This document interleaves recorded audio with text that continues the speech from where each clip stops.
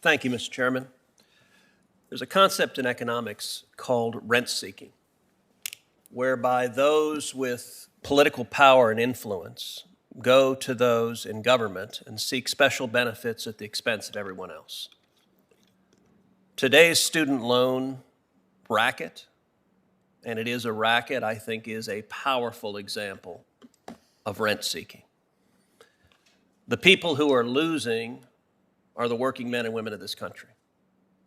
And they're losing on multiple fronts. Number one, they're losing because the cost of education is skyrocketing. And the cost of education skyrocketing is a direct result of policies the federal government has put in place.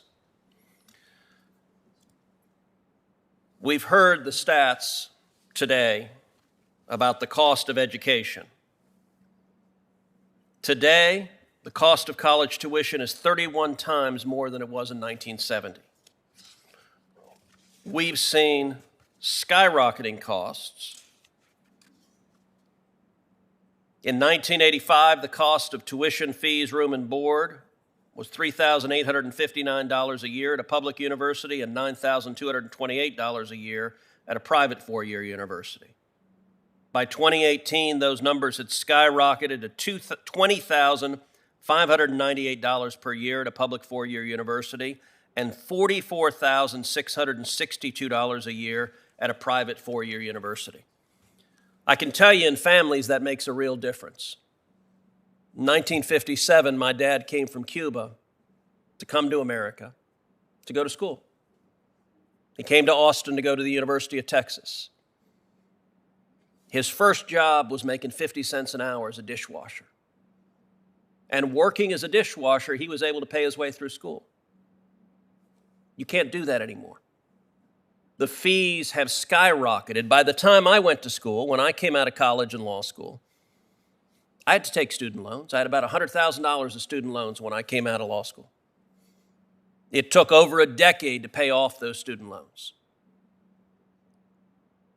But the racket we have right now involves the federal government subsidizing unlimited student loans, which then sets up universities to jack up tuition and jack up costs over and over and over and over again.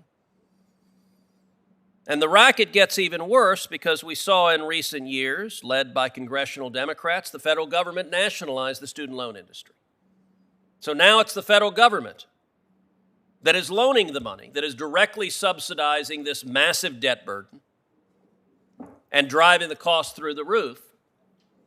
It's resulting in, at universities, people on the staff and administration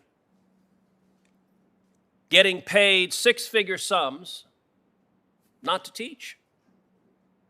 Not to teach, but to engage in administration. Take a university like the University of Michigan. University of Michigan right now, you can expect, an in-state student can expect to spend $130,000 during 4 years at the University of Michigan. An out-of-state student can expect to spend about $300,000 at the University of Michigan. Why is it so expensive? Well, I'll tell you, there's massive overhead. For example, Michigan has right now, the University of Michigan, has 163 diversity and inclusion employees whose job it is to be administrative overhead. To put that in perspective, it has 2.3 diversity and inclusion officers for every one member of the history faculty. Our universities don't teach anymore. They are instead paid sinecures for people who go and work for the government. And by the way, they have become among the biggest donors to Democrats. It is striking just how many employees of public universities are massive Democratic donors to each of the senators up here. There's a chart I tweeted out some time ago comparing the top donors to Donald Trump to the top donors of Joe Biden. Strikingly enough, among the top donors to Joe Biden were universities and big tech. In fact, according to this bubble chart, the biggest group of donors for Joe Biden were employees of the University of California. They actually more than employees of Google, which was right behind, more than Amazon. Big education supports Democrats. And what are Democrats now saying? We're going to loan massive loans to you. We're going to drive up the cost. And now we're going to forgive that debt, which shifts all the cost to the taxpayers. The top fifth of households holds $3 in student loan for every $1 held by the bottom fifth.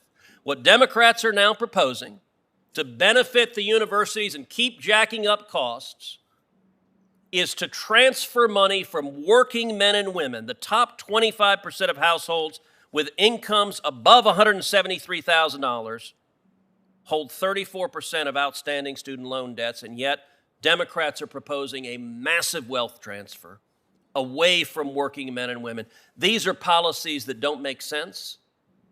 These are policies, I believe, that are rent-seeking, and they're hurting the working men and women.